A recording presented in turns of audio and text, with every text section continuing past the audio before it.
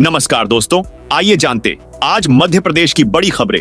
आज की पहली खबर है कि इंदौर में चलेंगी डबल डेकर बसें। मध्य प्रदेश के इंदौर शहर में डबल डेकर बस का ट्रायल रन सफल रहा है। अब आईसीटीएसएल डबल डेकर बस के संचालन पर विचार कर रहा है। 9 दिसंबर को होने वाली बोर्ड बैठक में बस संचालन पर फैसला किया जाएगा। अभी एक बस डायरेक्ट कंपनी से लेकर आईसीटीएसएल ही संचालित करने वाली है। ये बस आम यात्रियों के बजाय इंदौर दर्शन के लिए चलाने पर ही विचार किया जा रहा है। एआईसीटीएसएल इसके लिए किसी एजेंसी को बीच में शामिल न करके सीधे संचालन करने के मूड में है। हालांकि अंतिम मुहर बोर्ड बैठक में लगाई जाएगी।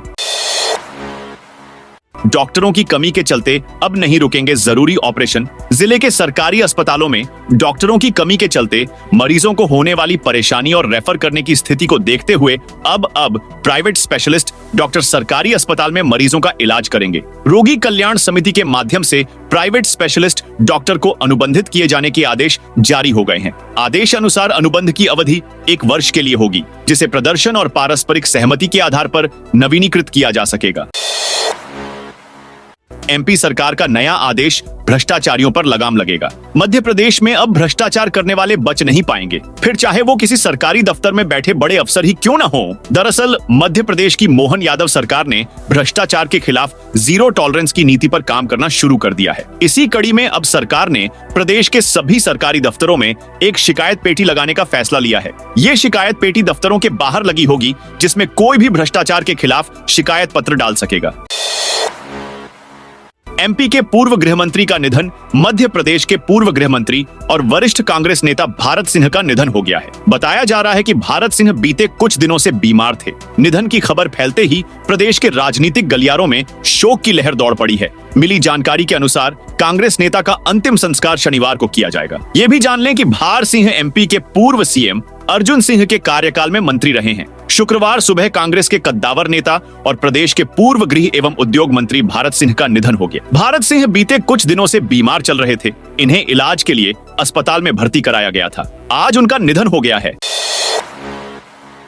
इंदौर के कांग्रेस नेता अमित पटेल के निलंबन पर रोक। इंदौर एयरपोर्ट पर यूथ कांग्रेस के राष्ट्रीय अध्यक्ष भानु उदय चिप के सामने कार्यकर्ताओं में मारपीट के मामले में पूर्व प्रदेश प्रवक्ता अमित पटेल के निलंबन पर रोक लगा दी गई है। यूथ कांग्रेस के राष्ट्रीय सचिव एवं मप्र यूथ कांग्रेस के प्रभारी शेष नारायण ओझा ने निलंबन पर रोक लगाई है। उनके निलंबन के मामले की जांच के लिए उच्च स्तरीय कमेटी गठित की गई। इस मामले की गहनता से जांच कर कमेटी रिपोर्ट सौंपेगी। रिपोर्ट के आधार पर निलंबन करने वालों पर कार्रवाई सुनिश्चित की जाएगी। बता दें कि पिछले दिनों यूथ कांग्रेस के प्रदेश अध्यक्ष मितेंद्र सिंह ने पत्र जारी कर पटेल को यूथ कांग्रेस से निलंबित किया था।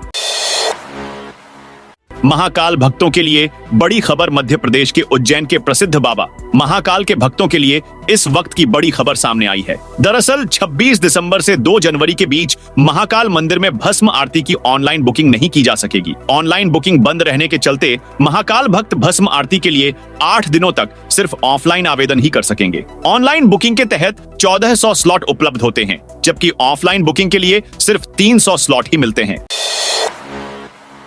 एमपी के 11 जिलों में खुलेंगे नए सेंट्रल स्कूल। मध्य प्रदेश को एक बार फिर केंद्र की मोदी सरकार ने बड़ी सौगात दी है। इस बार मोदी सरकार ने मध्य प्रदेश के 1-2 नहीं बल्कि 11 जिलों को खुशखबरी दी है। दरअसल मोदी कैबिनेट में फैसला लिया गया है कि देश भर में 85 नए केंद्रीय विद्यालय खोले जाएंगे, जिनमें से 11 केंद्रीय विद्यालय मध्य प्रदेश में खोले जाएंगे। मध्य प्रदेश के अलग अलग 11 जिलों में इन नए केंद्रीय विद्यालयों के खुलने से वहां के छात्रों को बेहतर और सस्ती शिक्षा का लाभ मिलेगा। जिलों में केंद्रीय विद्यालय खोले जाने हैं, उनकी लिस्ट भी जारी कर दी गई है। अशोकनगर, उज्जैन जिला, सतना जिला, बालाघाट जिला, सिवनी जिला, छतरपुर जिला, कटनी जिला, मुरैना जिला, राजगढ़ जिला, जिला भोपाल।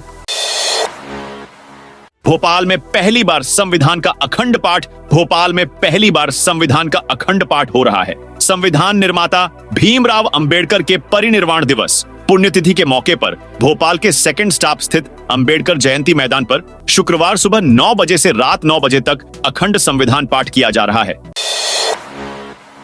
उपराष्ट्रपति ने शिवराज सिंह को कहा, किसान के लाडले 2 दिन पहले मुंबई में केंद्रीय कृषि मंत्री शिवराज सिंह चौहान से भरे मंच पर किसानों से किए वादों को लेकर सवाल पूछने वाले उपराष्ट्रपति जगदीप धनखड़ ने अब उन्हें नया नाम दिया है। संसद की कार्यवाही के दौरान उपराष्ट्रपति ने शिवराज सिंह को किसान के लाडले कहा है। शुक्रवार को राज्यसभा में प्रश्नकाल के दौरान राज्यसभा सभापति जगदीप धनखड़ ने कृषि मंत्री को ये नाम तब दिया जब कृषि मंत्रालय से संबंधित सवाल पूछे जा रहे थे। उन्होंने शिवराज सिंह से कहा कि मैंने आज आपका नामांकन कर दिया है।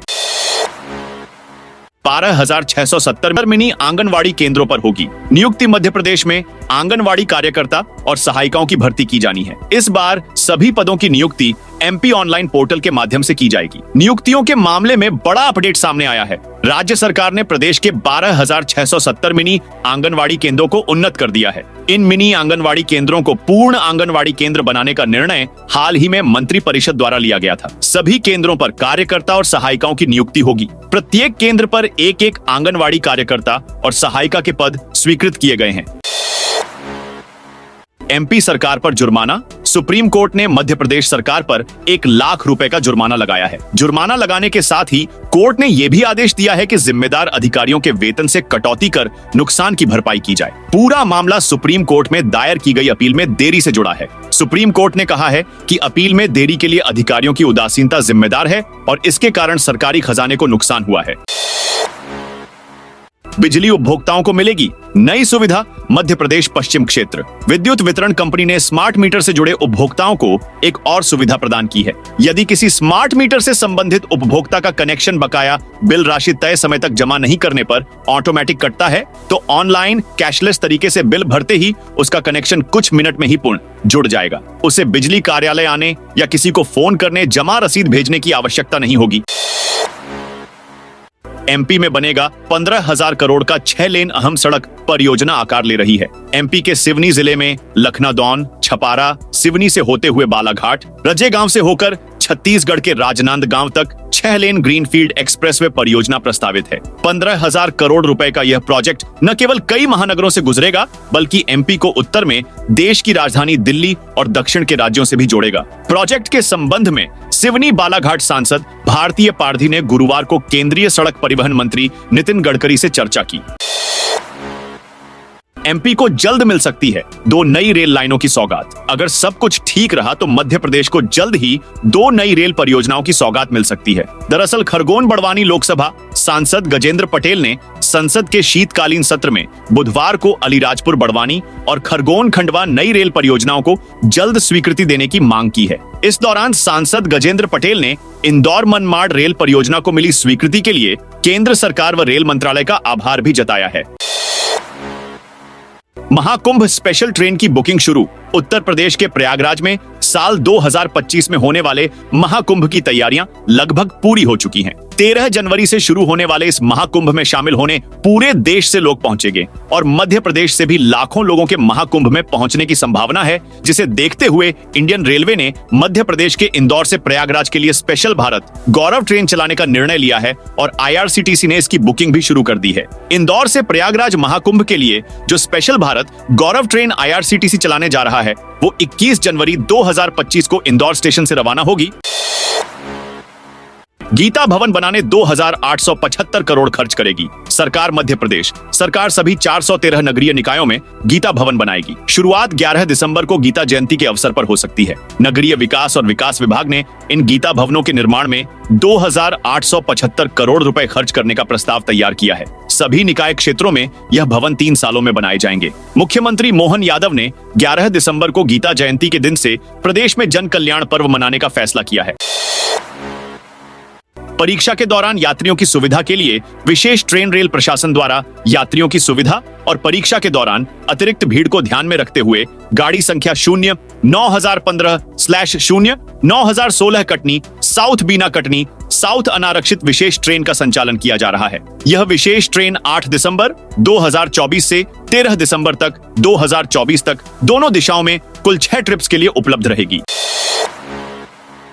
कांग्रेस भोपाल में 16 दिसंबर को करेगी प्रदर्शन। भाजपा सरकार की नीतियों के खिलाफ कांग्रेस पार्टी 16 दिसंबर को विधानसभा घेराव करने जा रही है। विदिशा में कांग्रेस पार्टी विधानसभा घेराव में शामिल होने को लेकर रणनीति तैयार कर रही है। जिला अध्यक्ष मोहित रघुवंशी जिले की 5 विधानसभा में जाकर बैठकों में शामिल होकर इस घेराव की तैयारी में जुटे हैं। कांग्रेस पार्टी के जिला प्रवक्ता अरुण अवस्थी ने बताया, प्रदेश में महिलाओं, युवाओं, दलितों और अल्पसंख्यक पर अत्याचार बढ़ रहे हैं। इन्हीं सब बातों को लेकर मध्य प्रदेश कांग्रेस कमेटी के प्रदेश अध्यक्ष जीतू पटवारी के नेतृत्व में कांग्रेस पार्टी मध्य प्रदेश विधानसभा का घेराव 16 दिसंबर को करेगी।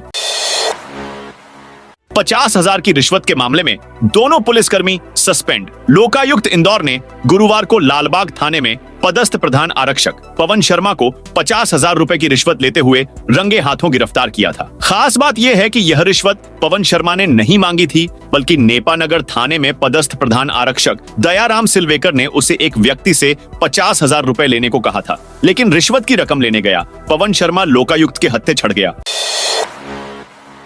राजगढ़ में नगर पालिका की कार्रवाई। राजगढ़ में शुक्रवार को नगर पालिका ने राजस्व अमले और पुलिस टीम के सहयोग से शहर में अतिक्रमण हटाने की कार्रवाई की। कोर्ट के सामने खिलचीपुर नाका और खुजनेर रोड पर नगर पालिका ने अतिक्रमणकारियों की संपत्तियों पर बुलडोजर चलाकर टीन शेड, घुमटियां और अन्य अवैध निर्माण हटाया। इस मुहिम के तहत सड़कों और चौक चौराहों को अतिक्रमण मुक्त किया गया। फर्जी जाति प्रमाण पत्र बनाने वाले कर्मचारियों पर होगी एफआईआर। कलेक्टर कार्यालय में पिछले दिनों फर्जी जाति प्रमाण पत्र बनवाने के मामले की जांच में कई चौंकाने वाले खुलासे हुए हैं। लोगों ने बड़ी संख्या में फर्जी जाति प्रमाण पत्र बनवाए हैं। इन प्रमाण पत्रों का उपयोग शासन की योजना का लाभ लेने और सरकारी नौकरी हासिल करने के लिए किया है। कलेक्टर आशीष सिंह ने बताया कि इसमें ऐसे सभी लोग जिन्होंने फर्जी प्रमाण पत्र बनवाए हैं और ऐसे अधिकारी, कर्मचारी जिन्होंने ये प्रमाण पत्र तैयार किए हैं, उन सभी लोगों के खिलाफ एफआईआर दर्ज करवाने के लिए पुलिस विभाग को पत्र लिखा है। साथ ही विभागीय जांच भी की जा रही है। बांग्लादेश के हिंदुओं के लिए महाकाल से प्रार्थना। बांग्लादेश में हिंदुओं पर हो रहे अत्याचार और इस्कॉन प्रमुख की गिरफ्तारी के विरोध में उज्जैन शहर में भी बड़ा प्रदर्शन हुआ। महाकाल मंदिर के पुजारियों ने भगवान महाकाल को जल अर्पित कर बांग्लादेश की मोहम्मद यूनुस सरकार को सद्बुद्धि देने की प्रार्थना की। उज्जैन में सर्व हिंदू समाज दोपहर 3 बजे सामाजिक न्याय परिसर में एकत्रित हुआ। यहाँ से रैली चामुंडा माता मंदिर चौराहा फ्रीगंज होती हुई शहीद पार्क पर पहुंची। यहाँ सभा हुई। इसके बाद कलेक्टर नीरज सिंह को झापन दिया गया। लाडली बहना योजना बंद हो, महिला उद्यमी संघ की मांग। मध्य प्रदेश में बीजेपी को दोबारा सत्ता दिलाने वाली बहुचर्चित लाडली बहना योजना को बंद करने की मांग की जा रही है। मध्य प्रदेश महिला उद्यमी संघ यानी मावे ने सरकार से यह मांग की है। महिला उद्यमियों का कहना है कि लाडली बहना योजना महिलाओं, युवतियों को मुफ्तखोर बना रही है। सरकार को इसकी जगह महिलाओं को आत्मनिर्भर बनाने की योजना शुरू करनी चाहिए। महिला उद्यमी संघ के तत्वावधान में महिला उद्यमी सम्मेलन भी आयोजित किया गया है, जिसमें 200 से ज्यादा महिला उद्यमी शामिल हो रही हैं। इस सम्मेलन में सार्क और 9 अफ्रीकन देशों की वुमन डेलीगेट भी शामिल होने आई हैं। मंदिर के साइन बोर्ड से छेड़छाड़। मध्य प्रदेश की राजधानी भोपाल के एक मंदिर के साइन बोर्ड से छेड़छाड़ का मामला सामने आया है। असामाजिक तत्वों ने मंदिर के साइन बोर्ड पर अश्लील बातें लिखते हुए अश्लील चित्र बना दिया। जब लोगों ने ये सब देखा तो वो हैरान रह गए। तुरंत पुलिस को सूचना दी गई। पुलिस इलाके में लगे सीसीटीवी फुटेज खंगाल रही है। वहीं इस घटना से नाराज लोगों ने आरोपियों पर कड़ी कार्रवाई की मांग पुलिस से की है। खेती की जमीन के लिए बड़ा अपडेट। मध्य प्रदेश में खेती की जमीन के हर खसरे पर अब आधार नंबर दर्ज किया जाएगा। इसके अलावा पूरी जमीन की सैटेलाइट मैपिंग कर आधार बेस्ड डिजिटलाइजेशन किया जाएगा। इस कवायद से मुआवजे और बीमा में होने वाली गड़बड़ियों को रोकने में मदद मिलेगी। इसके लिए कृषि विभाग ने राजस्व की मदद से जमीन की मैपिंग का काम शुरू किया है। राजस्व विभाग ने जमीनों के पूरे रिकॉर्ड को डिजिटल कर लिया है, लेकिन अभी रिकॉर्ड को देखकर भूमि स्वामी का पता नहीं चलता। खेती की जमीन में केवल खसरा नंबर दर्ज रहता है। अपार आईडी में 9% पर अटका काम। दमोह में लोक शिक्षण संचालनालय ने डिजिलॉकर की तर्ज पर कक्षा 9 से 12वीं तक के सभी स्टूडेंट की अपार आईडी बनाने के पहले चरण का भले ही समय निकल चुका हो, लेकिन अब तक 10% बच्चों की भी अपार आईडी नहीं बन सकी है। हालात ये है कि 35% स्कूलों ने अब तक इस पर काम भी शुरू नहीं किया है। तो दोस्तों, ये थी आज मध्य प्रदेश की बड़ी खबरें। आप इस वीडियो को कौन से जिले से देख रहे हैं, कमेंट करके बताइए।